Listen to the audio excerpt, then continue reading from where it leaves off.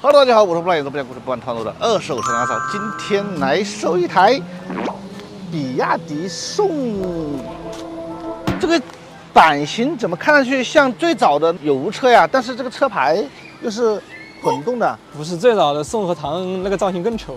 这个是 I 呀19款，不是19款 DM 4驱的双电机，这个就是 DM， 对，那这个提速不是杠杠的4秒9，这有个4秒9，对，那这个路上秒大多少车啊？基本上可以。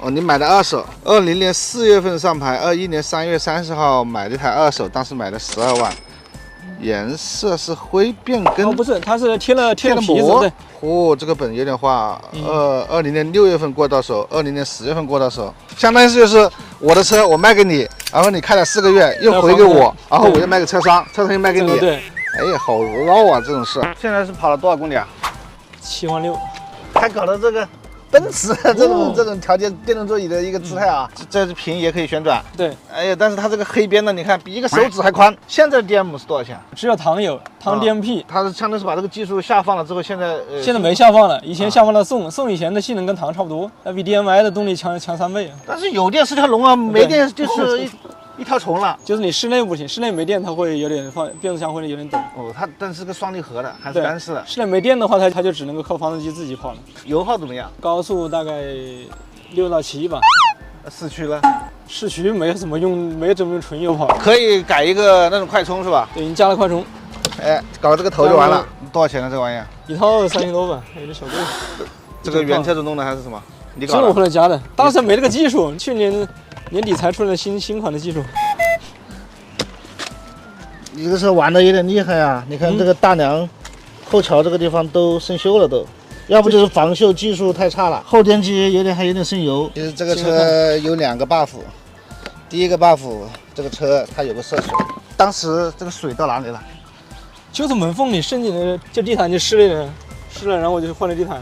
后面没事，后面好像没有，后面要高一点。你看这线束啊都是很干净的，没有这种泥沙，是原厂的这种线束状态。不是那种后包的，真的就是单纯的试了一下，这底部滑轨里面没有看到一点点那种泥沙，座椅也没有拆卸痕迹，底部也没有生锈痕迹，转向柱这边都是干净净的。我们之前一个人他冲了水之后，他也担心问题，就报了个保险，地毯都没进，保险公司象征性的给他清洗了一下，5万的车就变成4万了。我前天我把别人前保险杠刮了一下，我说赔别人500块钱，他不干，非得跑到4S店，4S店直接给我定成2000，把交强险给我拉满了。这4S店就是这样子，进去了之后没好果子吃。我太难了。刚才我说这个车有2个 buff 啊，第一个 buff 就是我刚才所说的涉水，第二个 buff 呢就是电池，也是被石头顶了一下，他就说只能返厂，店里修不了。有没有重新给你编号或者之类的呢？那看不到了，那应该就是维修的，就维修。如果说是给你更换的话，17000打不住。对，如果说是给你维修的话，这17000又忒贵了。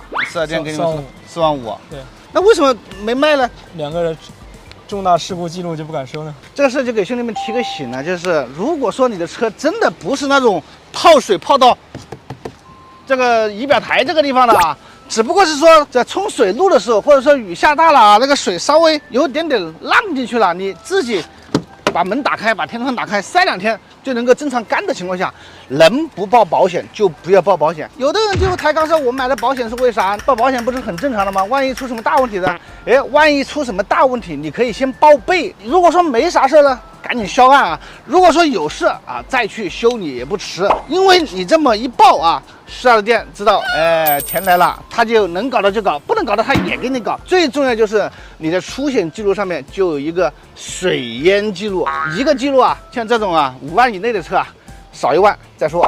车已经顺利的拿下来了啊，看中它的就是它这个加速啊，现在的宋肯定没有4.9秒破百的这个实力了。但是呢，因为这2个 buff 的叠加呢，这个车价肯定是大打折扣了。具体成交价呢，咱就不说了，因为车主的亏的也是哇哇叫，还好没亏到10万，亏了9万多。所以呢，我说这个话呢，大概大家猜了出来这个车的一个具体成交价。今天这个视频给大家总结一下，就是如果说你只是轻微的这种涉水的话，千万不要报保险，保险上面给你咔这么一个记录定上去了，对你的这个车的这个价值呢，这种伤害性很大。至于电池这种事的话啊，坚决要求更换，而不是去维修。因为维修的肯定它不如那种更换好的，你这个可以和保险公司去商量的，实在不行。咱们走个全损，车我不要了，保险公司你给我直接赔钱算了，给个7、8万也好嘛，总比现在卖个2、3万强得多。兄弟们，你们说对不对呢？